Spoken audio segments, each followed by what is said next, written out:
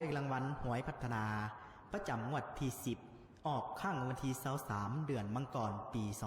2026รางวัลเลข6ตัวเลขที่ออกได้แก่หมายเลข518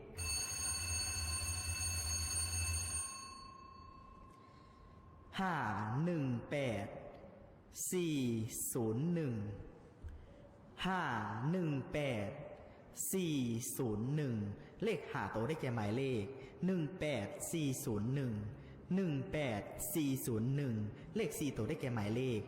8401 เลข3ตัวได้แก่หมายเลข401 เลข2ตัวได้แก่หมายเลข01 และเลข1ตัวท้ายได้แก่หมายเลข